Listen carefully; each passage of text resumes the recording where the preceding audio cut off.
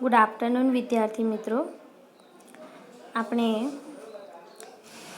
ગદ્ય 16માં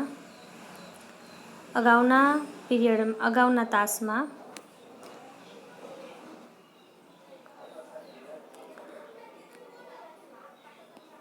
ચાલતા ચાલતા એણે મને સંસ્થાના પાયાથી માંડીને અત્યાર સુધીની વિકાસની વાત કરીવાળો ફકરો જોયેલો હતો. અને પછી જોયેલું કે નાયકને પેલા અપ્પા અને અમ્મી પતિ પત્ની જેણે આ ઇન્સ્ટિટ્યૂટ ઊભી કરી છે, જંગલમાં મંગલ ઊભું કર્યું છે, તે બંને કેરેક્ટરને ચરિત્રોને તેને મળવાનું મન થાય છે. હવે પાઠ આપણે અહીંથી જોઈશું. સંગીત અને નૃત્યના હોલમાં પ્રવેશતા જ હું અચકાઈને ઊભો રહી ગયો. દ્વાર આગળ જ પૂરા માનવ કદની રંગીન તસવીર દિવાલ પર લટકતી હતી. એ કિશોરી પંકજમની હતી. સંગીત રૂમમાં તેઓ પ્રવેશ્યા ત્યાં તેમણે જોયું તો કુમારી પંકજમની તસવીર લટકી રહી હતી. મેં સપ્રશ્ન એની સામે જોયું. પ્રશ્નભરી નજરે કે છે મેં પંકજમની સામે જોયું.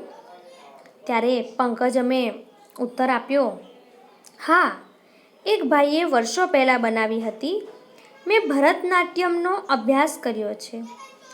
આ સંસ્થા માટે પૈસા ભેગા કરવા અમે ભરતનાટ્ય નર્તનનો કાર્યક્રમ લઈને કે જે આખા હિંદમાં ફરીએ છીએ.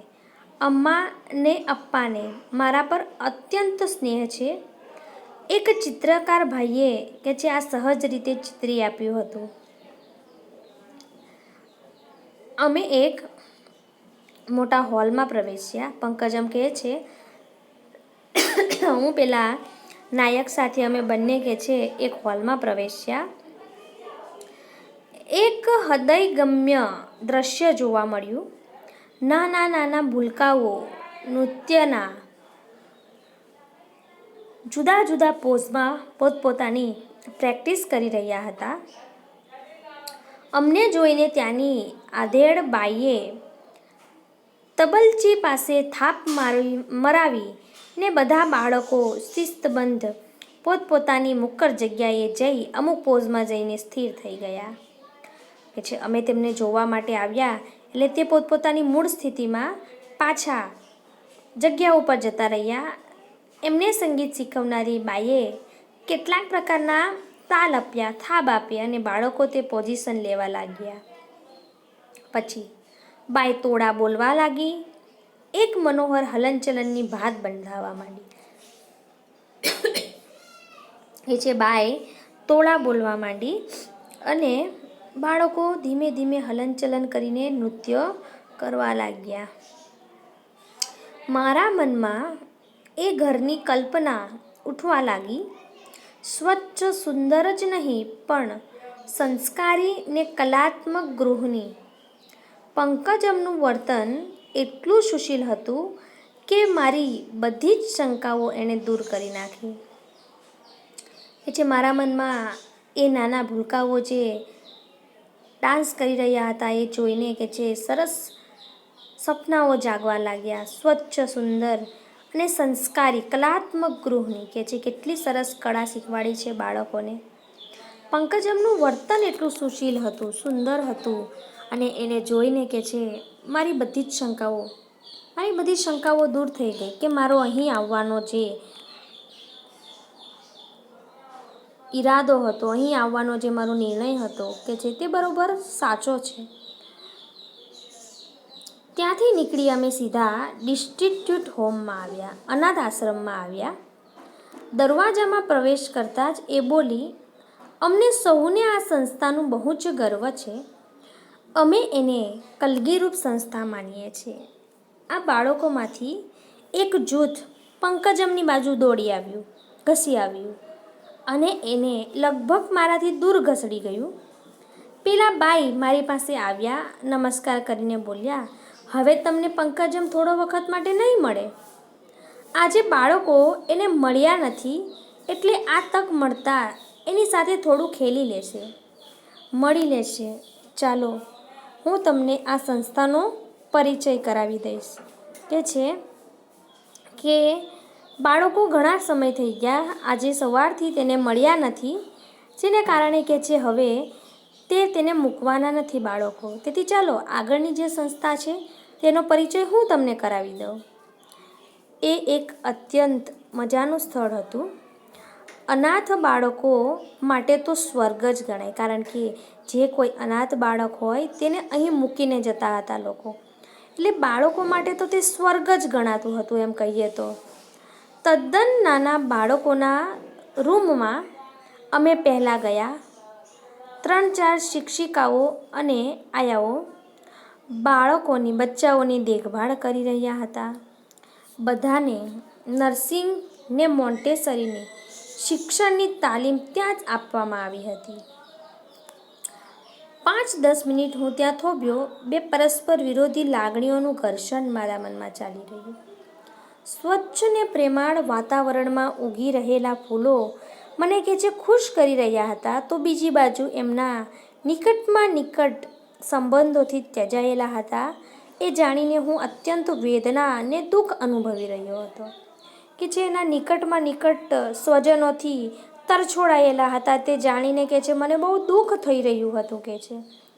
વેદના અનુભવી રહ્યો હતો હું કે અરે રે, આ કેવી પરિસ્થિતિ કે એક તો ખુશી એ વાતની હતી કે ત્યાં તેનો ઉછેર તો થઈ રહ્યો હતો, પરંતુ તેને તેના સ્વજનો દ્વારા છોડી દેવામાં આવ્યા હતા. આ વાતનું દુઃખ પણ હતું. એક જાડો આનંદી બાળક ગૂંઠણિયા ભરતો મારી પાસે આવ્યો. મેં એને ઉંચકી લીધો. એ ખિલખિલાટ હસી પડ્યો અને નીચે મૂકીને અમે જવા માંડ્યું ત્યારે એ ઊંચે સાદે રડવા માંડ્યો. એને જોઈને મારું અંતર દ્રવી ઉઠ્યું. અત્યંત ચોખ્ખી, વ્યવસ્થિત બાળકોની શારીરિક અને માનસિક પ્રગતિ માટે બધી જ સામગ્રીથી સજ્જ એ રૂમો મારા ચિત્તમાં સદાયને માટે મઢાઈ ગયા. બાળકોની તેમણે પરિસ્થિતિ જોઈ અને તે બાળકની તે જ્યાં વસવાટ કરી રહ્યા હતા તેની ઊંડી છાપ તેના મગજમાં પડી અને તે છાપ તેમના માટે સદાય ચિત્તમાં પડવા લાગી અને તેમની માટે સદાય માટે તે ઘર કરી ગઈ, જાણે કે મઢાઈ જેવી ગઈ. બહાર મેદાનમાં આવ્યા પછી તેઓ ત્યાંથી બહાર મેદાનમાં આવ્યા ત્યારે અમે નાના બાળકોના ત્યાં બાળકો કિલોલ કરી રહ્યા હતા, રમી રહ્યા હતા.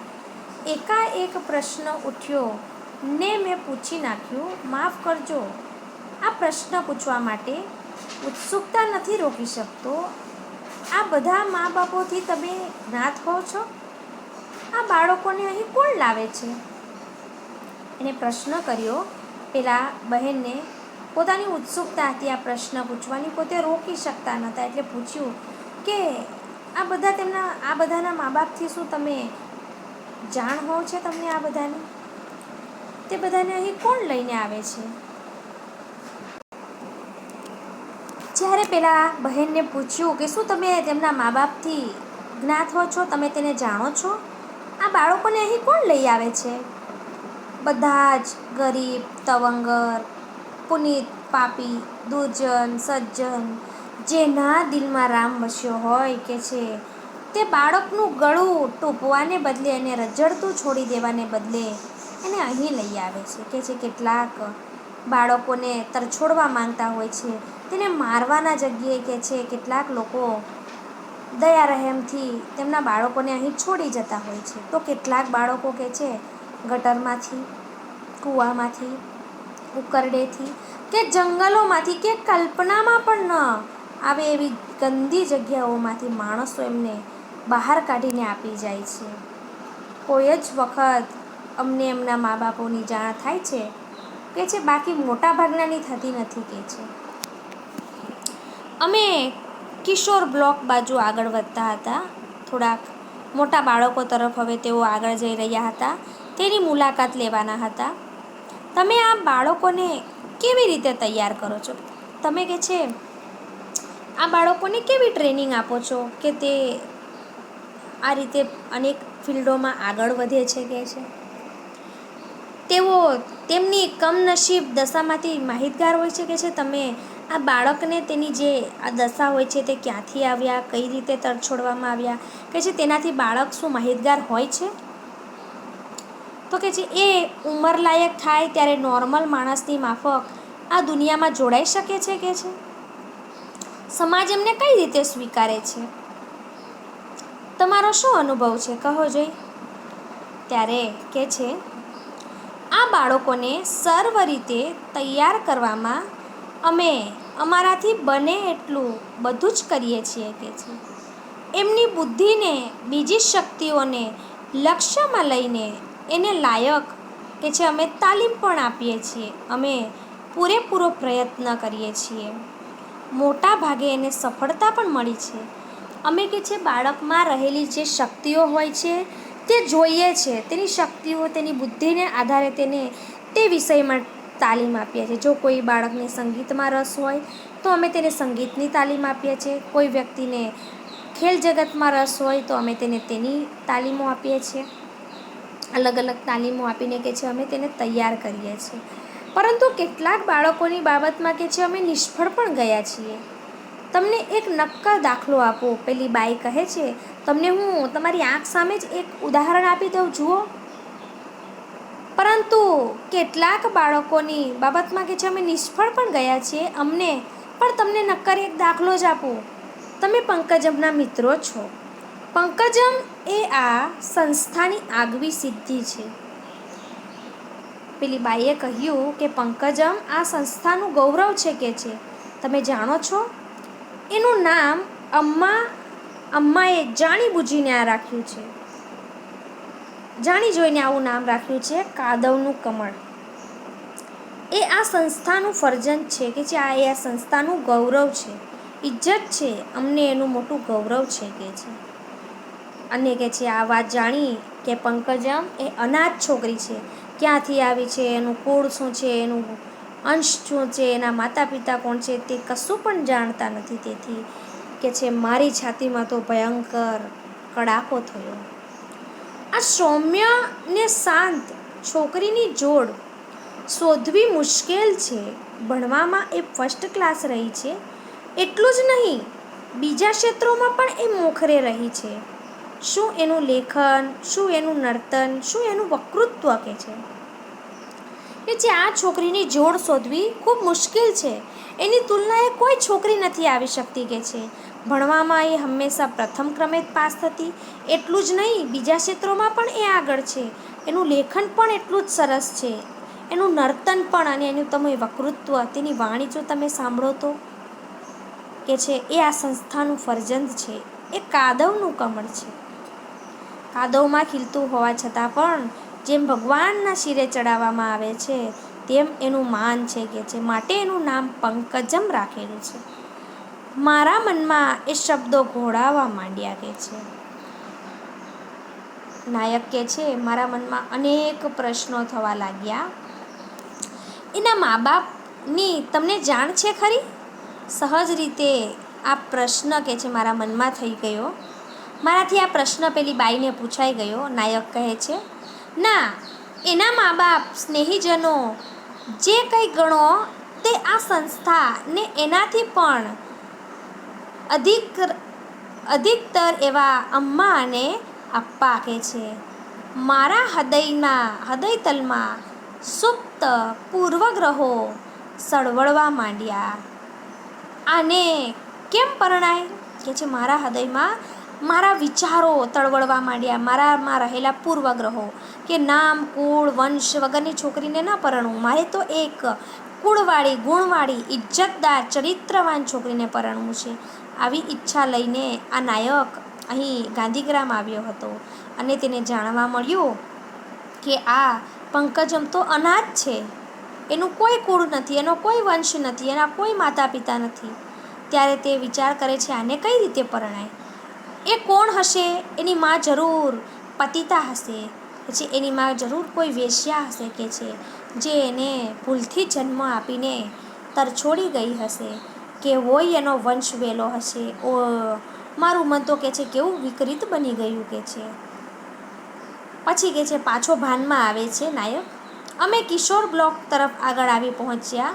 નાના વાડામાં પંકજમ કિશોર અને કિશોરીઓને સસલાની સંભાળ કેમ રાખવી એના ઉપર સમજૂતી આપી રહી હતી. મારી સામે જોઈ એણે એક મોહક સ્મિત વેર્યું, પરંતુ શીત બની ગયેલા મારાથી એને સામું ન જોવાયું. હું શોક્ડ થઈ ગયો હતો, હું ઠંડો પડી ગયો હતો કે છે, અને મારાથી એની સામું ન જોવાયું.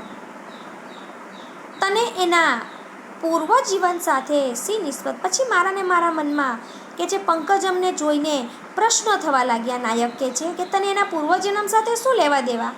પૂર્વજીવન વિશે. એના પૂર્વજીવન સાથે તારે કોઈ સંબંધ ન હોવો જોઈએ. તું એને જોને કે છે કેવી નિર્મળ, નિર્દોષ ને નિખાલસ છે કે છે. શું તારું આ પૂર્વગ્રહમાંથી મુક્ત નહીં બની શકે તું? તારા જે પૂર્વગ્રહ છે, આ બધા ગુણ, પરંપરા, વંશ, શું તું આમાંથી ઉપર ન જઈ શકે? આવા ને આવા પ્રશ્ન નાયકને પોતાને તેના મનમાં જ થઈ રહ્યા છે. પણ એની માં કોની સાથે એને કેવોય સંબંધ છે? પાછો એ પ્રશ્ન ઉદ્ભવે છે કે એની માં કોની સાથે? આ કોનું બાળક હશે? આ પંકજમ કોની છોકરી હશે? કેવા સંબંધો હશે એની માના કોની સાથે? ભયંકર ગજગ્રહ, હાથી જેવા વજનવાળા કે છે ઘા તેના મગજમાં ચાલવા માંડ્યા, મારા મનમાં ચાલવા માંડ્યા. લાખ પ્રયત્ન કરવા છતાંય મનમાં ઉઠતી એક પ્રકારની ઘૃણા હું કેમય કરીને રોકી શકતો ન હતો. હૃદયને આળું બનતું અટકાવી શકતો ન હતો. ત્યાંથી ભાંગી નીકળવાની વૃત્તિઓ જોર કરીને ઉછળી રહીને મૂંગો બની ગયો કે છે. અમે બેઉ ગેસ્ટ હાઉસ તરફ જઈ રહ્યા હતા. શાંત સંધ્યા રાત્રિ બની ગઈ હતી. એકદમ શાંત બની ગયા તમે? ત્યારે પંકજમે કહ્યું, તમે એકદમ શાંત બની ગયા? એટલે એણે જવાબ આપ્યો, અમસ્તો જ, એમ જ કે છે. ત્યારે પંકજમ કે છે ડેસ્ટિટ્યુટ હોમ જોયા પછી ઘણાની આવી સ્થિતિ થઈ જાય છે. પંકજમને નથી ખબર કે એને પોતાની હકીકત જાણવા મળી છે. એને તો એમ છે કે પેલા અનાથ બાળકોને વિશે જાણી દુઃખ અનુભવીને આ નાયકની આવી સ્થિતિ થઈ ગઈ છે. એટલે કે છે આ અનાથ આશ્રમ જોયા પછી તમારા જેવી ઘણા બધા લોકોની આવી પરિસ્થિતિ થઈ જાય છે. મને એનામાં દોષ શોધવાની પેરવી કરવા માંડી.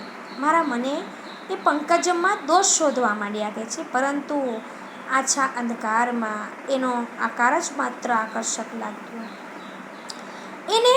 એના બોલમાં નરી સાલસતા અને પ્રેમાળપણું સંભળાયું. કંઈક ડાઘા શોધવાના મારા પ્રયત્નો નાકામયાબ બન્યા કે છે. હું ઘણા એનામાં ડાઘા શોધવાના, ભૂલ શોધવાના પ્રયત્નો કરી રહ્યો હતો. પણ કે છે હું કામયાબ ન બન્યો, હું સફળ ન બન્યો કે છે. સવારે જોઈ હતી, જાણી હતી, એનીથી વધુ આકર્ષક જાણે એ તો મને જણાવવા માંડી કે છે. વધારે જોઈ હતી એના કરતાં નિર્મળ, ચોખ્ખી અને આકર્ષક આ પંકજમ કે છે મને તો લાગવા માંડી. એ પણ ચૂપચાપ ચાલી રહી હતી. મને એવો સંદેહ થયો કે એના મનમાં પણ કોઈ જબરી ભાગંજડ ચાલી રહી છે. એકાએક એનો મધુર અવાજ રણકી ઉઠ્યો, જુઓ, મારે તમને એક અગત્યની વાત કહેવાની છે. તમે કોઈ પણ નિર્ણય લો એ પહેલાં એ વાત તમને કહેવાની હું મારી ફરજ સમજું છું. હું સમજી ગયો કે એ કઈ વાત મને કહેવાની છે. પંકજમ એને પોતાના અનાથ હોવાની વાત કહેવાની છે. એટલે કે છે ના, હું સમજી ગયો કે તમે શું કહેવા માંગો છો. જીવનમાં કદી નહોતું ધડક્યું એમ હૃદય ધક ધક ધક થઈ રહ્યું. મારા રોંગટા રોમાંચ અનુભવી રહ્યા કે છે. મારું જીવન એક અનોખી કહાની છે. મારું નામ એણે તો એની સ્ટોરી કહેવાનું શરૂ કર્યું કે છે મારી એક અનોખી કહાની છે. મારું નામ જ મારી કથા કહી દે છે. મારું જે આ નામ છે ને કે છે એ મારી કથા કહી દે છે. મારે ઘર નથી કે છે, મારે કોઈ ઘર નથી, હું અનાથ છું, મા બાપ પણ નથી, સ્વજનો પણ નથી. દુનિયાના વ્યવહારની દ્રષ્ટિએ જે તમે દુનિયાના વ્યવહારની દ્રષ્ટિએ જોવા જઈએ તો તમે જે ઘર હમણાં જોયું ને, અનાથ આશ્રમ, ડેસ્ટિટ્યુટ હોમ કે છે, એ જ મારું સાચું ઘર છે. ત્યાંના સંચાલકો અને ભૂલકાઓ મારા સ્વજન છે, અમ્મી અને અપ્પા. આ જ મારા મા બાપ છે કે છે. મારી નાત, મારું ગોત્ર, મારી જાતિ કશાની કે છે મને ખબર નથી. હું તો એક કાદવનું ફૂલ છું, પણ મને હું રજ માત્ર હીન ગણતી નથી. પરંતુ ભલે હું કાદવનું ફૂલ છું, પણ હું ધૂળ સમાન મને નથી ગણતી નથી ક્યારે પણ. બલ્કિ મને તો એનું ગૌરવ છે કે મારા પૂર્વગ્રહો. અને જ્યારે પંકજમ કે છે આવું બધું બોલી, શબ્દ બાણ ચલાવ્યા, ત્યારે કે છે મારા પૂર્વગ્રહો ઓગળતા ગયા. મારા મનમાં જે એના પ્રત્યે વિચારો હતા, જે કંઈ મેં વિચારધારા બાંધી હતી, તે મારા હૃદયમાં ધીમે ધીમે ઓગળવા માંડી કે નહીં, પ્રામાણિક છોકરી છે. જો ધારે તો એણે મને ન કહ્યું હોત અને મારી સાથે કહેવા વગર લગ્ન પણ કરી લીધા હોત, પણ એણે તો પોતાની બધી હકીકત મારી સામે જાહેર કરી દીધી. પોતાની શરમજનક વાત કે પોતાના માતા પિતા કોણ છે તે પણ નથી ખબર કે છે, પોતે અનાથ છે, કઈ રીતે તેની માતા એને તરછોડી ગઈ એણે મને કહી દીધું કે છે. અને મને કીધું એ ઘણી મોટી વાત કહેવાય કે છે. એણે મને કે છે અંધારામાં ન રાખ્યો, પોતાની જીવનની તમામ હકીકતો જણાવી કે છે. રહીને મારા હૃદયમાં પ્રશ્ન ઉઠી રહ્યો, કોઈ પણ સ્ત્રીએ પોતાના જીવનની કલુષિત વાત શું આ રીતે કે છે કોઈ પણ કહી ન શકે કે છે. આ ખરાબ વાત, કાળી વાત પણ તેણે મને કહી કે જે શું કોઈ બીજી સ્ત્રીએ પોતાના જીવનની આવી કલુષિત વાત શું મને કહી હોત ખરી કે છે. આ ઉદાત્ત સંસ્કારની નિશાની નથી તો શું છે. તે પ્લસ પોઈન્ટ ગણવા માંડ્યો પંકજમના કે આવી વાત પણ તેણે મને કહી. આ તેની ઉદારતા ન કહેવાય, આ તેની પ્રામાણિકતા ન કહેવાય, આ તેના સંસ્કાર ન કહેવાય તો શું કહેવાય? આ તેની ખાનદાની ન કહેવાય તો શું કહેવાય કે છે. આ તેની ખાનદાની જ કહેવાય, એના ખાનદાનની નિશાની જ કહેવાય. હું ઉર્મિલ બન્યો. પંકજમની સુંદરતા, એના અવાજની મીઠાશ ને એની આત્મીયતા, એના દેહની સુગંધ, એના વ્યક્તિત્વની આકર્ષકતા બધું જ મારા મનમાં કે છે તરવા લાગ્યું. એણે પછી કહ્યું, એક વાત પૂછું તમને? હું બોલ્યો અને અટકી ગયો. તમે મને સ્વીકારશો સેલ્વી પંકજમ? મેં કાંપતા સ્વરે પૂછ્યું. તરત જ તેણે પોતાનો ડિસિઝન લઈ લીધો અને તેણે કહ્યું, સેલ્વી પંકજમ, શું તમે મને સ્વીકારશો? શું તમે મને તમારા પતિ તરીકે એક્સેપ્ટ કરશો? અને આ વખતે તેના સ્વરમાં, અવાજમાં કંપારી હતી કે છે. ત્યારે પંકજમ બોલી, શું સ્વીકાર? ના, હા. એ હર્ષના અતિરેકથી થોથવાઈ જવું એટલે જીભ અટકીને ચાલવી. થોથવાઈ ગઈ, બોલતા અચકાઈ ગઈ અને એ ગળગળી બની ગઈ. ગળે જાણે ડૂમો બાજી ગયો. ઘણા વખત પછી સુખનો પ્રસંગ એના આંગણે આવ્યો. એનો અવાજ કે છે ગળામાં જ ઘૂંટાઈ ગયો. એની વાચા મૌન બની ગઈ. એને નજીક આવી મારા હાથ પકડી લીધા. એની આંખોમાંથી આંસુ સરી રહ્યા હતા. મારું હૈયું કે છે દ્રવી ઉઠ્યું. એ થોડી સ્વસ્થ બની બોલી, સાચે જ તમે મને સ્વીકારશો? હું આ ઉત્તર માટે તૈયાર નથી. તમે મને ચૂપચાપ તરછોડીને અહીંથી ચાલ્યા ગયા હોત તો કે છે મને વધુ સ્વાભાવિક લાગત. એમ ઘણા ચાલ્યા ગયા છે. મારા મનમાં તો એવું હતું કે જેમ ઘણા લોકો આગળ મને તરછોડીને ચાલ્યા ગયા, એમ તમે પણ મને તરછોડીને કે છે ચાલ્યા જશો. પણ કે છે હું પણ ડોક ઉન્નત કરી, ખભા ઉછાળી, અભિમાનથી કે છે ચાલી નીકળી હોત. જો તમે ચાલ્યા ગયા હોત તો હું પણ મારી રીતે મારા કામમાં પરોવાઈ જાત. બીજે દિવસે કદાચ કે છે બધું વિસરી પણ ગઈ હોત. પરંતુ આ નથી માની શકતી. આ પળ માટે કે છે હું આટલા વર્ષોથી થોભી છું. મેં એની આશા બિલકુલ મૂકી દીધી હતી કે છે હું આ પલ માટે ઘણા વર્ષોથી થોભી હતી કે છે. મેં તો કે છે આશા પણ મૂકી દીધી હતી કે કોઈ આવીને મને પરણશે કે છે. ત્યારે એ સૌભાગ્યની ઘડી આમ અચાનક જ આવીને ઊભી રહી છે કે છે મારાથી તો આ જીરવાતી પણ નથી. મને વિશ્વાસ પણ નથી થતો કે આ સાચી વાત છે કે છે. અને પોતાના ઉપર તેને વિશ્વાસ થતો નથી. મેં એના આંસુ લૂછી નાખ્યા. એને મારા હાથ આંખે દાબી દીધા કે છે. મેં એના આંસુ લૂછીને એને મારા હાથ એની આંખે દાબી દીધા. મને લગભગ ઢસડતી એ બોલી, ચાલો જલ્દી ચાલો, અમ્માને અપ્પાને સમાચાર આપીએ ને એમના આશીર્વાદ લઈએ કે છે. ચાલો જલ્દીથી આપણે આ સમાચાર કે આપણે એકમેકને પસંદ કર્યા છે આ આશીર્વાદ આપણે અમ્મા અને અપ્પાને આપીએ અને એમના આશીર્વાદ લઈએ. મોગરાની મીઠી મહેક વાતાવરણમાં પ્રસરતી કે છે મેં અનુભવી. અને કે છે આખા વાતાવરણમાં સરસ એવી સુગંધ પ્રસરી ગઈ.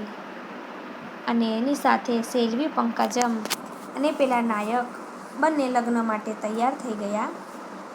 આમ સરસ મજાનો એવો મેસેજ આપતો આ પાઠ છે. સરસ મજાનો એવો બોધ આપે છે કે માણસ એના કુળ, એના વંશ વેલાથી નથી ઓળખાતો, પણ માણસ એ એના ગુણ, એના સંસ્કાર, એના ઉદારતાભર્યા ગુણોથી ઓળખાતો હોય છે. તો અહીંયા વિદ્યાર્થી મિત્રો આપણને એ જ કહેવાયું છે કે આપણે પણ આવી જ રીતે માણસોને કુળ અને ગુણથી નથી ઓળખવાના, પણ એના સંસ્કારથી માણસોને ઓળખવાના છે. તો એનું સરસ મજાનું એવું ઉદાહરણ તમને આપું તો ડૉક્ટર બાબા સાહેબ આંબેડકરનું પણ આ જ પ્રકારનું ઉદાહરણ છે કે તેનું કુળ નીચું હતું પરંતુ તેના ગુણો ઊંચા હતા અને જેના કારણે તે સમાજમાં આટલું મોટું સ્થાન પામ્યા. એના સંસ્કાર સારા હતા. તો એવું જ આપણું પાત્ર સેલ્વી પંકજમનું પણ છે. સંસ્કાર મળતા આવે છે. આ જ સાથે આ પાઠ આંગતુકમાંથી લેવામાં આવ્યો છે. એની સાથે આપણે આ પાઠ પૂર્ણ કરીએ છીએ. આ પાઠમાં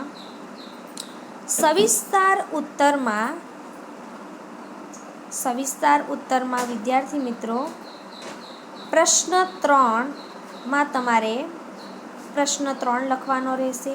પ્રશ્ન 3માં કયા તમારે લખવાના છે એ જોઈ લો.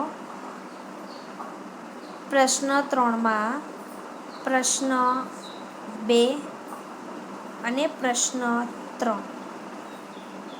પ્રશ્ન 2 અને પ્રશ્ન 3 આ 2 પ્રશ્ન લખવાના રહેશે.